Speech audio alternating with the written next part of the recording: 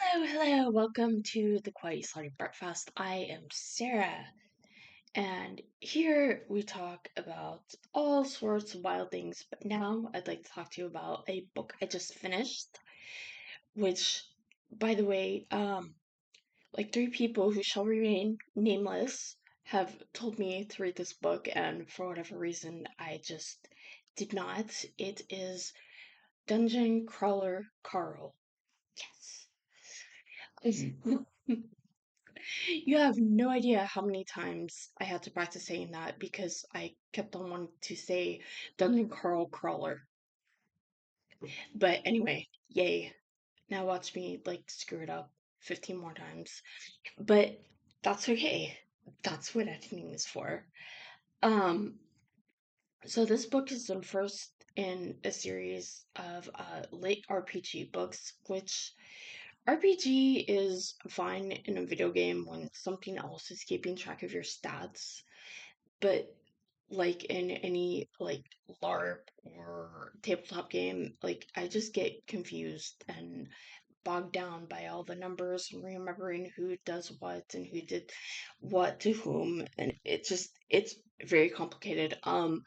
The way this book is set up, the RPG elements are dealt with really well. It's very clear what's going on, and also because it's done in the subtle and the style of a reality game show, it goes back like, oh, well, Carl is a level whatever, blah blah blah. Princess Donut has leveled up, blah blah blah. So, gotta tell you about Carl and Princess Donut. Carl is a basic human guy. He's not like the cream of the crop, like physically. He's just like a decent looking guy. So like very average, very like relatable voice. Matt Dinniman, that's the author of the book, did really well with creating like a believable and likable character who isn't perfect by any means, and like this guy has some issues. So his girlfriend, who he discovered may have been, well, no, it's not. She was straight out lying to him. So he got mad and they broke up. And the cat was there, right? So he was gonna like go and give her back her cat, but there was a storm and like he didn't want to risk it, which fair enough. Like I'm not mad at that at all. And plus the fact that like I know a lot of guys who like absolutely despise cats for some reason. So point for Carl, he cares for the cats. Like this isn't necessarily like not his favorite thing in the world, this cat. But you know, he takes care of her. He cares about her in that way that like, oh, well, this is part of the package of this person I'm in a relationship with. Bleh.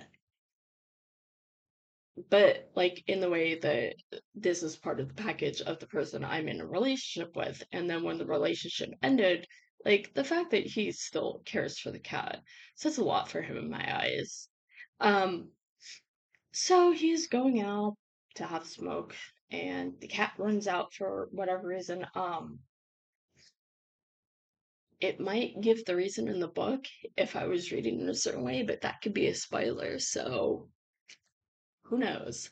Um, but so he goes out to cat. It's cold, it's dark, he's miserable, he's wearing a pair of Crocs, boxers, and a leather jacket, and suddenly every single building just gets smushed.